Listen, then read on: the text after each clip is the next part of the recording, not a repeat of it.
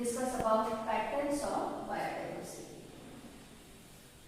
The biodiversity of the living organism, so that is not uniform, because all over the world, there are different continents are there, and in different continents there are different climatic conditions are there. Different beach is there, different habitats are there, different climatic conditions are there. So you cannot find out, there is no uniformity of distribution of the biodiversity. In some part of the world you can find out the biodiversity, so that is more. In some part you can find out it is less. But mainly you can find out those countries which are near the tropics. Because you know that in the tropic there is a uniform climatic condition is there. So all the countries which are near the tropics, you can find out the biodiversity, so that is more. And as we are moving from the tropics towards the pole, because in the pole you know that there is extreme climatic condition is there, the temperature, so that is very low, and the availability of the food is also very low, sunlight is also low. So because of the extreme climatic conditions, you can find out the biodiversity, so that is less as we are moving towards the pole. So all the countries which are near the tropics, they are having larger biodiversity, and all the countries which are temperate countries or which are located near the pole, you can find out the number of biodiversity, so that will be less. Now I will explain by giving an example. For example, Colombia, so that is a country which is near the tropics, and there you can find out 1400 species of birds. India, so that is also a tropical country. India you can find out there are 1200 birds are there. New York, so that is away from the tropics, so there you can find out 105 birds are there. And Greenland, there are 56 birds are there. So here also you can compare. Now as we are moving away from the tropics, gradually see the number of birds, so that is decreasing. Okay, so all the countries which are near the tropic, they are having more biodiversity, and as we are moving towards the pole, the biodiversity will be less. Then tropical Amazon rainforest, all over the world it is having largest biodiversity, and in the forest you can find there are 40,000 species of plants are there, 3,000 fishes are there, 1,300 birds are there, 427 mammals are there, 427 amphibians are there, 378 reptiles are there, 1,25,000 invertebrates are there. So maximum biodiversity, so that is found in rainforest. Why? Because all conditions they are suitable, and if the number of plants will be more, then automatically you know that the animals they are depending on plants for getting the food. So if plants will be more, then the number of animals will be more. So the Amazon rainforest, so that is also called as lungs of earth. Why? Because maximum amount of oxygen, so that is coming from that forest. So it is also known as lungs of earth.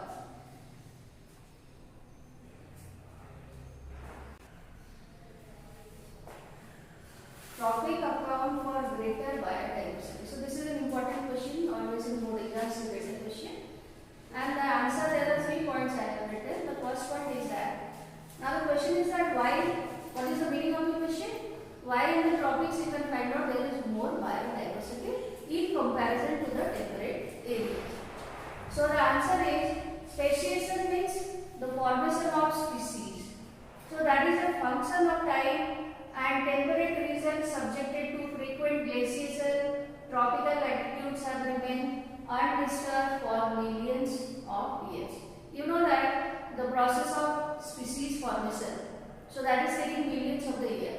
When the new species, so that is produced or that is originated, and it is not originated within months or the years. So that is only possible in case of the microorganisms. Otherwise it is taking millions of the year, thousands of the year it is taking for the formation of the new species. So there is a requirement of more time period.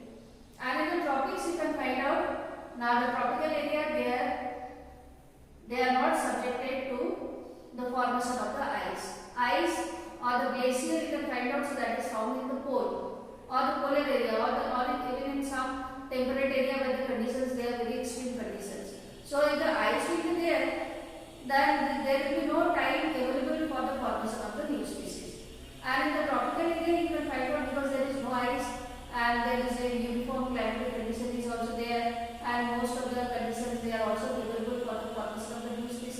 So you can find out there is more and more origin of new species with passing time.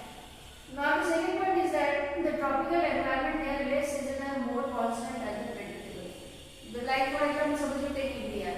India is a tropical country. Now in India you can predict that May and June are summer, then July, August, September these are the rainy, then after that winter will come, then the autumn will come. So it is predictable and constant also. So in the environment, so that is less seasonal and more constant and predictable, then you can find out there is more and more number of the formation or the origin of the biodiversity. Like for example, in the polar area you cannot predict when there will be snowstorm or any adverse conditions will arise, so that cannot be predicted. So the number of biodiversity, so that is less in force. And also there is more solar energy in the tropics. Like for example in India, you know throughout the year maximum time you can find out the solar energy is there. And if the solar energy will be there, then the plants they can prepare more amount of the food, so the biomass will be more. And because the animals they are depending on the plants, so the area which is having more biomass or the more plants, then more number of animals they are found in that area.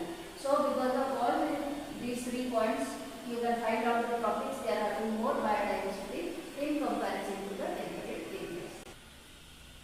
So now we will discuss about species area relationship. This is an important question, and in board exams you get as long question answer. Many times you get the question in board exams. So species area relationship that was explained by scientist Alexander von Humboldt. And what was his observation? His observation was that with increase in the area, the number of biodiversity is also increases. And if you plot on a graph, then it is a rectangular hyperbola. So in reality, what is happening? As the area is increasing, then the number of biodiversity is also increasing. But that is also to a limit. It will not keep on increasing. Like theoretically, if you draw, you can get a straight line. And the equation in context to log, so that is log s is equal to log c plus z log a. But actually, if you see in the area, either in all the continent or on the earth as altogether you take, then you can find out initially the biodiversity will increase as the area is increasing. But after some limit, you can find out, so there is no increase.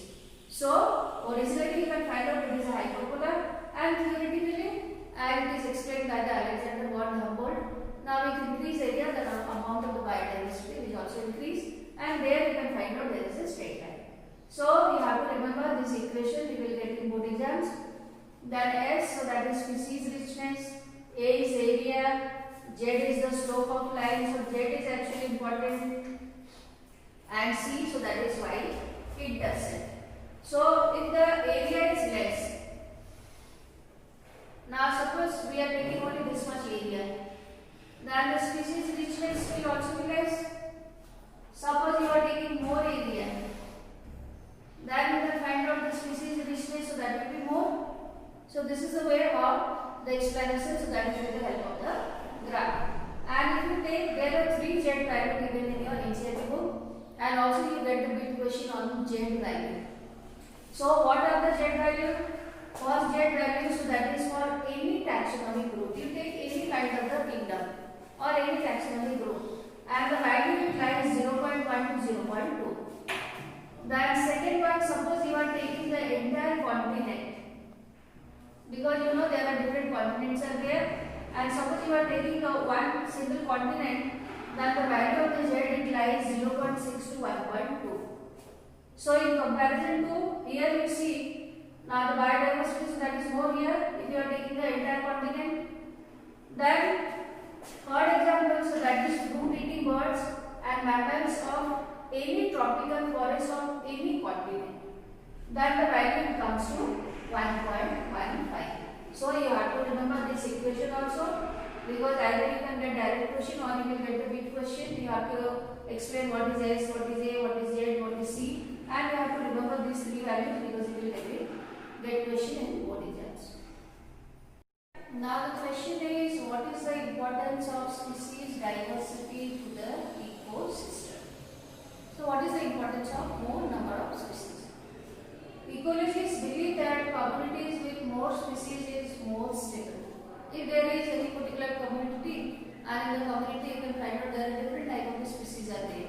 So that community will be more stable in comparison to the another community which is having less number of species. Then the second point is that the productivity of the biomass they remain constant over the years. Like if you take any particular area and in that area more number of the species are there, and you take another area where less number of species are there.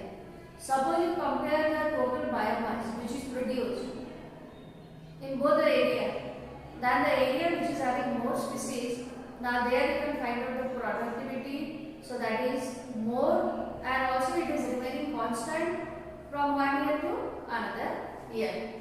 Then the third is that it is resistant to the invasion by the alien species.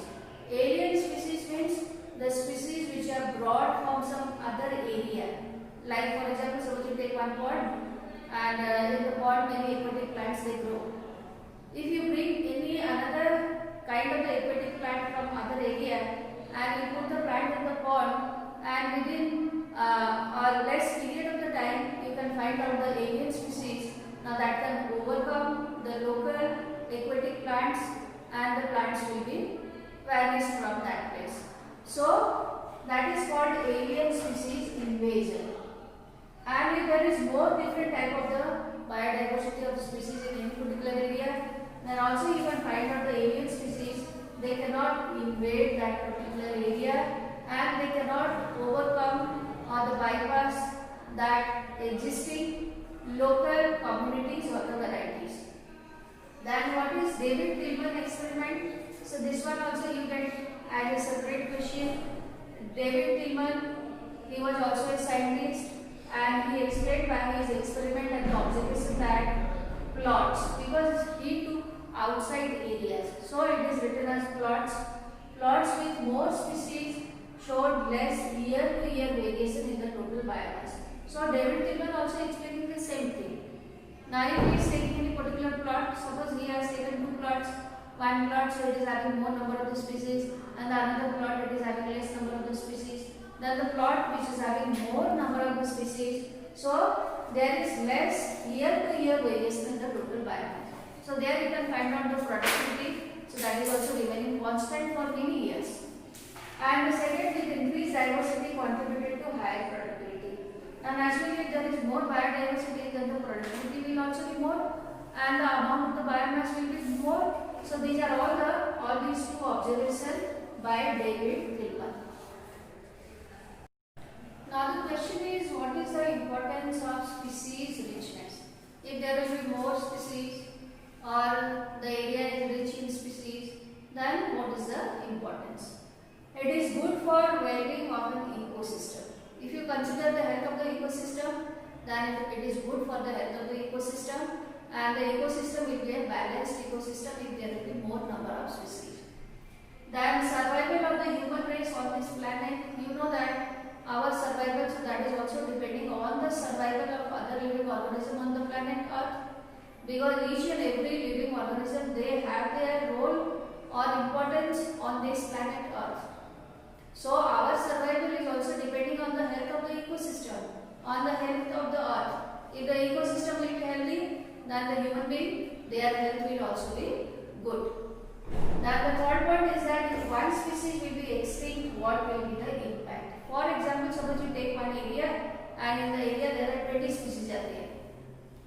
Suppose one species became extinct, then what will be the impact on the ecosystem? Naturally the species which is going to be extinct, then all the other living organisms who are depending on that particular species, now gradually they will also be extinct, because if the plant will be extinct, then all the animals, herbivorous animals who are depending on the plant as a food, now if only they are depending on that particular plant, then they also cannot survive.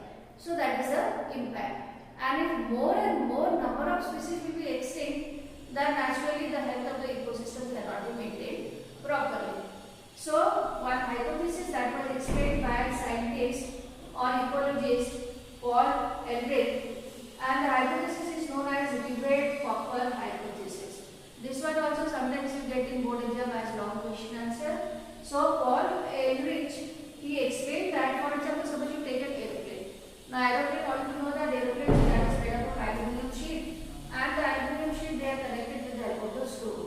So here the screw is called as rivet. And while making the aeroplane, you know that many screws they are used to join the different parts of the aeroplane. Now the question is that suppose passenger took out one screw, then there will not be a great impact on the aeroplane.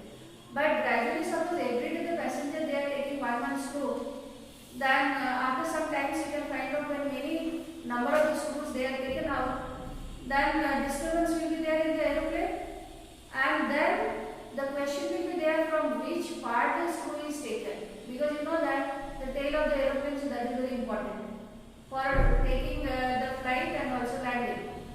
Now when many screws they are taken out from the aeroplane, then the question will arise now the screw which is taken from which part, either from the middle portion or from the tail portion or from the front portion, then that question will arise.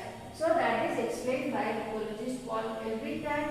Each and every species in the ecosystem they have their important role. Then initially when they are becoming extinct, then less impact will be on ecosystem. But gradually when many number of species become extinct, then there will be more impact on the health of ecosystem.